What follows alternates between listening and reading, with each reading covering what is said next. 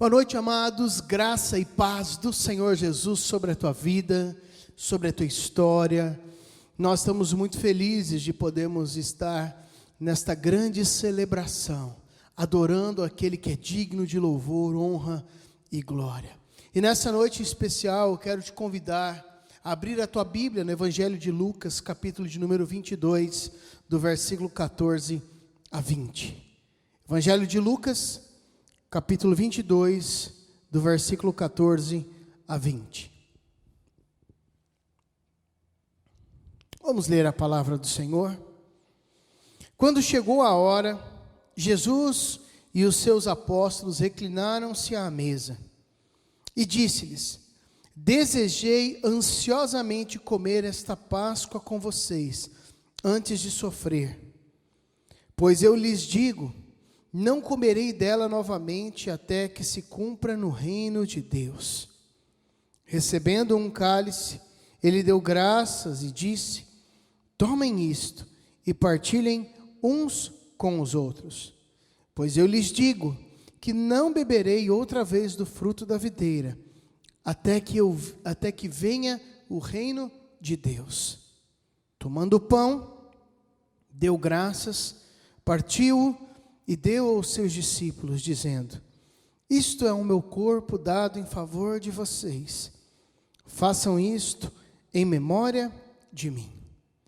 Da mesma forma, depois da ceia, tomou o cálice, dizendo: este cálice é a nova aliança do meu sangue, derramado em favor de vocês. Vamos orar mais uma vez? Paizinho querido, nós te louvamos pelo privilégio de estarmos juntos, participando da mesa do Senhor, juntos celebrando esta Páscoa, juntos te adorando e exaltando ao Senhor. E nós te pedimos nessa noite, Espírito Santo, fala conosco, fala as nossas vidas, para que possamos compreender a tua palavra, compreender o teu querer. Nós oramos em nome de Jesus, amém e amém. Amados, nós estamos nesta Páscoa, adorando ao Senhor, tendo o privilégio de podermos participar da mesa do Senhor. Mesa esta que foi colocada, estabelecida pelo Senhor Jesus, justamente em um momento da celebração da Páscoa. Páscoa que significa passagem, significa um novo tempo. E é muito propício Jesus aproveitar este exato momento de celebração, uma celebração que durava longos momentos, para estabelecer um novo tempo e marcar a vida dos seus discípulos diante desta nova aliança, diante deste selo, o selo do sangue de Cristo, o selo do corpo de Cristo, colocado na cruz do Calvário. Portanto, o tema que nós gostaríamos de trabalhar nesta noite é Jesus, o Cordeiro da nova aliança. Você pode declarar comigo? Diga: Jesus, o Cordeiro da nova aliança. Jesus, ele não veio para extinguir a antiga aliança. Jesus não veio para negar os profetas e nem a lei, mas em Cristo Jesus se cumpre a lei e os profetas. Em Cristo Jesus se cumpre o antigo tempo e se tem início um novo momento, um momento de transformação, um momento de salvação, um momento de graça derramada sobre as nossas vidas. E algo tremendo nós podemos ver neste texto. O próprio Jesus, ele já havia dado a orientação para que fosse organizada a Páscoa, a celebração. Talvez para nós, como uma data comercial, nós acabamos perdendo o sentido da Páscoa. Mas nessa noite nós vamos compreender de que forma era realmente celebrada a Páscoa judaica, não para que nós voltemos a ser judaizantes, ou de cristãos passemos a ser judaizantes, como muitos começam a adotar costumes e, enfim, Nós estamos aqui para viver esta era da graça de Deus que foi conquistada por Cristo Jesus na cruz do Calvário.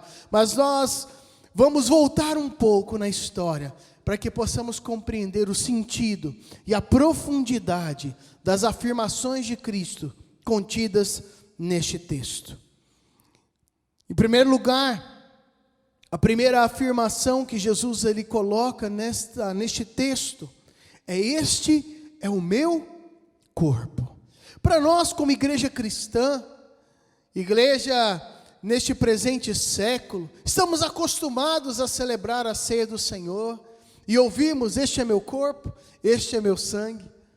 Mas diante deste texto, eu quero te convidar a voltar os teus olhos para o versículo de número 19. Neste contexto de celebração da Páscoa, declarar este é meu corpo tem um sentido muito mais profundo do que o sentido que nós temos utilizado normalmente. Aí talvez você me fale: pastor Tiago, mas como pode haver um sentido muito mais profundo?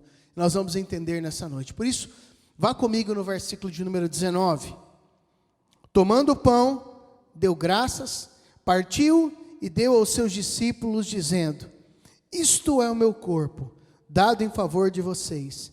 Façam isto em memória de mim. Aparentemente, nós lembramos do nosso momento de ceia, dos pãezinhos cortados. Eu posso recordar da minha infância, quantas vezes eu ainda criança, ajudando os meus pais a organizar a mesa da Santa Ceia, a organizar para a igreja, às vezes ajudando a cortar os pães em pedaços individuais para que fosse mais prático, né?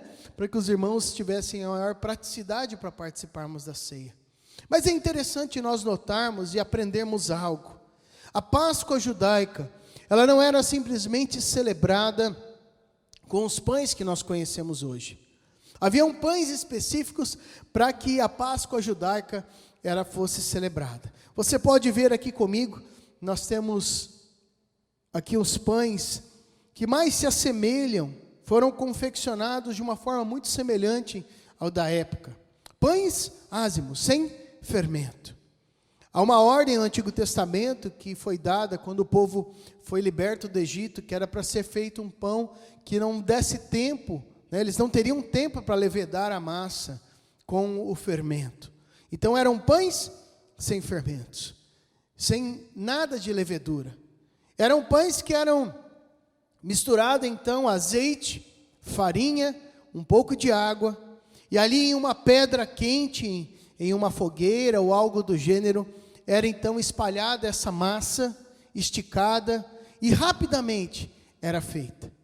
Posteriormente, a época onde Jesus, ele dá a orientação, já a celebração da Páscoa instituída, e como um rito já funcional acontecendo, eles já tinham a Páscoa preparada, e na Páscoa haviam 3 destes pães, chamados então de matzás.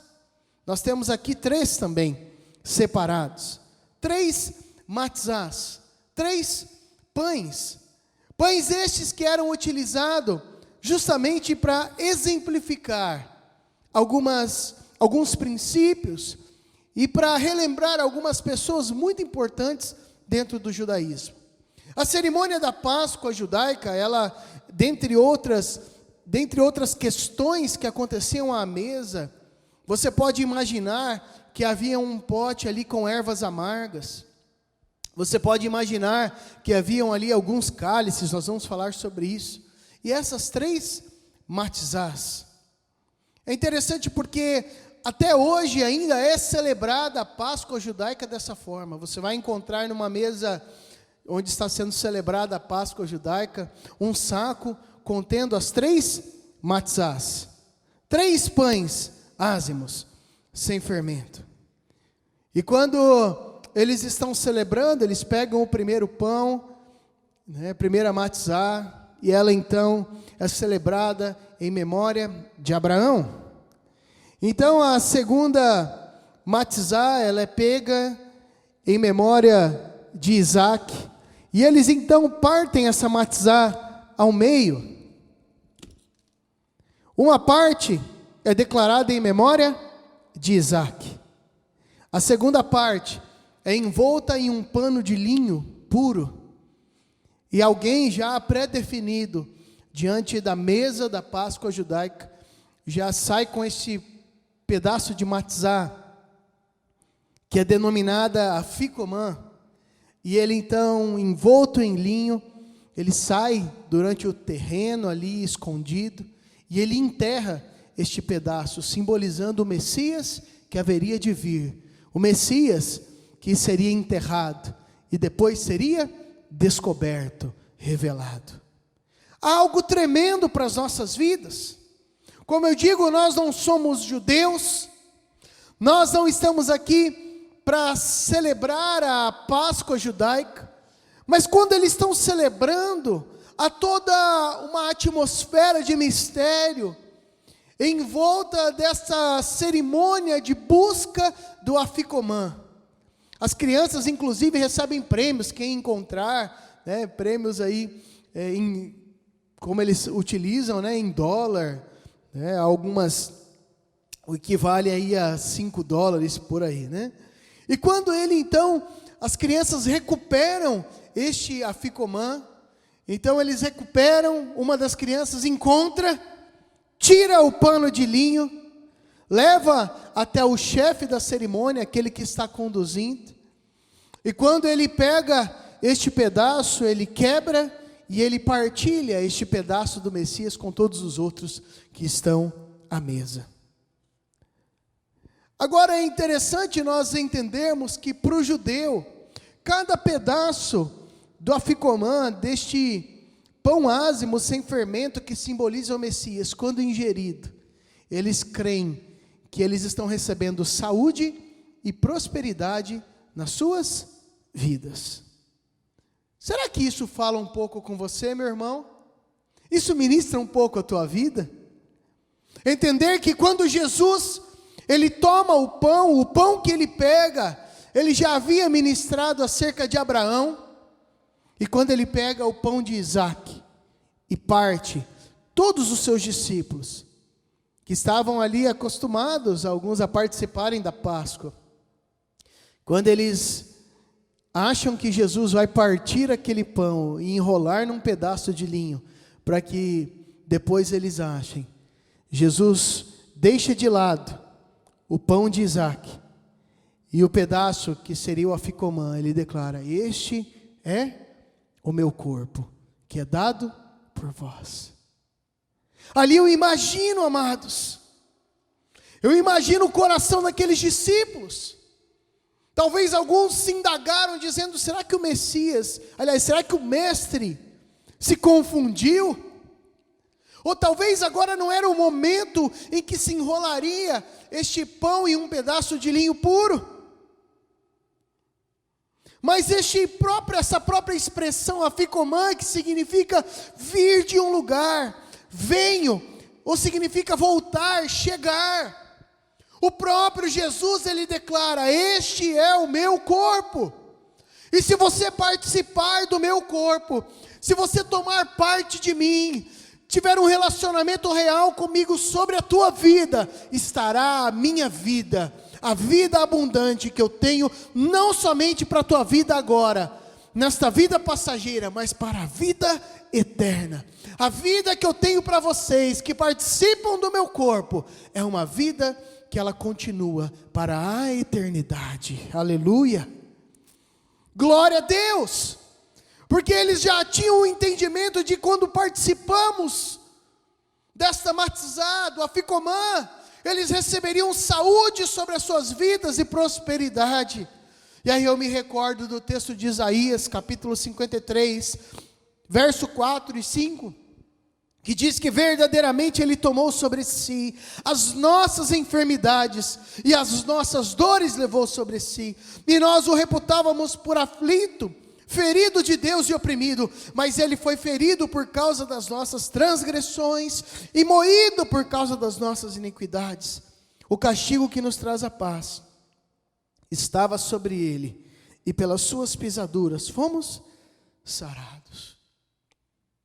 Amados, eu não creio que toda enfermidade é fruto de um pecado objetivo, Mas eu creio que o Senhor Jesus é aquele que tem o poder para sarar todas as nossas enfermidades. Aquele que levou sobre si as nossas enfermidades, aquele que levou sobre si as nossas dores, aquele que levou sobre si o nosso pecado, aquele que nos trouxe a oportunidade de sermos curados de talvez a maior das dores e enfermidades, chamada pecado. Um câncer na vida do ser humano, chamado pecado. Eu não estou dizendo que toda enfermidade é fruto do pecado, mas estou dizendo que o pecado, ele trouxe brevidade sobre as nossas vidas. Mas aleluia, porque o corpo de Cristo, nos traz a possibilidade de transcendermos desta vida passageira e limitada pelo pecado, para uma vida de eternidade, purificada e santificada pelo Cordeiro de Cristo. Aleluia. Quando ele parte então o pão, ele pega o aficomã e declara: este é o meu corpo. Mas ele também pega o cálice, aliás, um dos cálices, não sei se você sabe, mas na celebração da Páscoa judaica, geralmente tem-se 5 cálices. 4 cálices se referindo à cerimônia, em si, com citações bíblicas que nós veremos daqui a pouco, e um dos cálices que é chamado de o cálice de Elias, porque eles aguardavam e eles entendiam, e até hoje eles pensam dessa forma, que Elias vai ser o arauto do Messias, ou seja, aquele que vai anunciar que o Messias chegou. Então eles deixam um cálice específico, porque eles creem que Elias virá e vai avisar, então, que o Messias chegou. Então, no verso 17, diz que Jesus, recebendo um cálice, ele deu graças e disse: tomem isto e partilhem uns com os outros.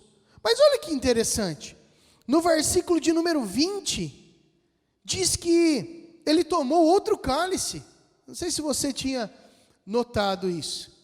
E esse é um vestígio que para nós gera dúvidas, mas quando você vai pesquisar e analisar qualquer cerimônia da Páscoa judaica, é natural estes vários cálices. Verso 20 diz que da mesma forma, depois da ceia, tomou o cálice dizendo: este cálice é a nova aliança do meu sangue derramado em favor de vocês. Eles tinham, como eu disse, 5 cálices. 4 cálices referente à cerimônia em si, e um 5º cálice que era a taça de Elias. Quando eles tomavam o primeiro cálice, em determinado momento da cerimônia de Páscoa, era o cálice ou a primeira taça chamada de quebra de jugo, onde eles declaravam, e eu gostaria que você visse comigo o texto de Êxodo, capítulo de número 6, versículos 6 a 7, são os textos principais da declaração de cada um destes cálices. Você pode olhar aí. Portanto, dize aos filhos de Israel: eu sou o Senhor, e vos tirarei de debaixo das cargas dos egípcios, ou do Egito. E quando eles pegavam então a primeira taça, eles recitavam esta passagem: vos tirarei de debaixo das cargas dos egípcios. Lembrando deste período no Antigo Testamento, onde o Senhor faz notória o seu poder e a libertação sobre os filhos de Israel. Primeira taça, quebra do jugo. A segunda taça, taça da libertação. O texto ele continua: vos tirarei debaixo das cargas do Egito e vos livrarei da sua servidão. E eles então, em um determinado momento, participam da taça da libertação. A terceira taça, que é a taça da redenção, eles continuam lendo em outro momento, e eles declaram: vos redimirei com um braço estendido e com grandes manifestações de julgamento. É a taça ou o cálice da redenção. E a quarta e última taça deste momento cerimonial, que está aqui no versículo de número 7, é a quarta taça, a taça do louvor. Eles declaram: tomarei por meu povo e serei vosso Deus, e sabereis que eu sou o Eterno. Então, em momentos espalhados durante a celebração da Páscoa judaica, estes cálices vão sendo tomados, erguidos. Passagens, como nós lemos agora, de Êxodo, são recitadas em cada um desses momentos cerimoniais. Estou aqui resumindo, mas são momentos muito específicos, onde em cada momento eles participam de uma parte do alimento que está ali na mesa da Páscoa. Mas o que acontece é que depois que Jesus pega o aficomã, depois que participa da taça da quebra do jugo, da taça da libertação, que aqui no Evangelho de Lucas é demonstrada no verso 17, uma dessas taças.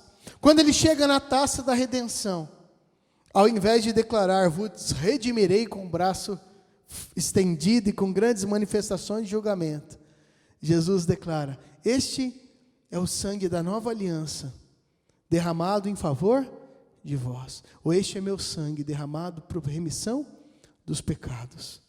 Queridos, algo tremendo acontece, a nova aliança do meu sangue derramado em favor de vocês. E eu fico imaginando aqui o coração dos discípulos, mais uma vez pegos de surpresa, entendendo que eles não precisam viver mais no passado, ou simplesmente relembrando daquilo que aconteceu na saída do povo do Egito, mas eles estão cara a cara, frente a frente com o Messias. Eles estão cara a cara, frente a frente com um novo tempo. Um tempo onde nós podemos participar, efetivamente, não apenas de um ritual cerimonial, não apenas de um ritual religioso, que tem sim o seu valor, mas onde nós podemos participar verdadeiramente do corpo de Cristo, recebendo o toque dele na nossa vida, que nos faz vislumbrar a eternidade, mas também participarmos do sangue de Cristo, o sangue da nova aliança, uma nova aliança que é perfeita, que não há falha, que não há erro, que não há mancha nem ruga, como o apóstolo Paulo escreve aos Efésios, no capítulo 1, verso 7, nele temos a redenção por meio do seu sangue, o perdão dos pecados, de acordo com as riquezas da graça de Deus. Redenção por meio do sangue, perdão dos pecados, de acordo com as riquezas da graça de Deus. Ao participarmos dessa mesa, ao participarmos dessa Páscoa, o nosso coração deve transbordar de alegria, porque nós não estamos em uma data comercial, porque nós não estamos aqui celebrando ovos de Páscoa, nem chocolate, nem coelhinho. Nós estamos celebrando apenas um Deus de mais uma religião, mas nós estamos aqui celebrando o cumprimento de uma história tremenda, o cumprimento de profecias e profecias acerca do Messias, mas muito mais do que isso, não apenas o cumprimento, mas o estabelecimento de uma nova aliança, uma aliança pura, perfeita, que nos leva à eternidade, a experimentar uma nova vida, onde nós não somos mais escravos do pecado, mas onde Cristo Jesus nos libertou do domínio das trevas, nos trouxe para o seu reino, e nos traz a possibilidade da libertação dos nossos pecados. Aleluia! Porque a graça de Deus, a multiforme graça de Deus, nos traz a possibilidade de nós celebrarmos nessa noite, e vivermos com alegria, livres do pecado, mas olhando para a eternidade, certo de que em breve, com a graça do Senhor, no tempo oportuno, estaremos junto do Pai, celebrando a vida eterna. Eu quero te convidar a fechar os teus olhos, neste momento. Nós vamos orar. Eu quero te convidar a colocar a tua vida diante do Senhor. Estamos aqui diante da mesa do Senhor, este tempo tremendo de Páscoa, mesa que representa o corpo de Cristo, mesa que representa o sangue, o cumprimento da antiga aliança, o estabelecimento da nova aliança, tempo de redenção, tempo de saúde, de vida. E nós cremos que do Senhor procede vida e vida em abundância. E nós queremos orar, agradecendo ao Senhor pelo sacrifício de Cristo na cruz do Calvário, agradecendo ao Senhor, porque se hoje nós temos vida e vida em abundância, é pelo sacrifício, pelo amor demonstrado na cruz. Gostaria que você juntasse com a tua família agora e agradecesse ao Senhor pelo privilégio de nós estarmos juntos. Senhor Deus, muito obrigado pela vida que o Senhor tem nos dado, muito obrigado porque o Senhor enviou o seu único Filho, para a redenção e para a salvação das nossas vidas, também para o perdão dos nossos pecados. Amado Jesus, muito obrigado pelo teu sacrifício, pela tua entrega, muito obrigado porque o Senhor veio e vai voltar, e nós podemos celebrar a Páscoa, olhando para o futuro, certos de que o Senhor vai voltar para buscar a tua igreja, Senhor. Nós te adoramos, porque podemos viver este tempo tão singular, na tua presença. Muito obrigado, Senhor, porque tu és um Deus lindo e tremendo. Nós oramos em nome de Jesus. Amém e amém.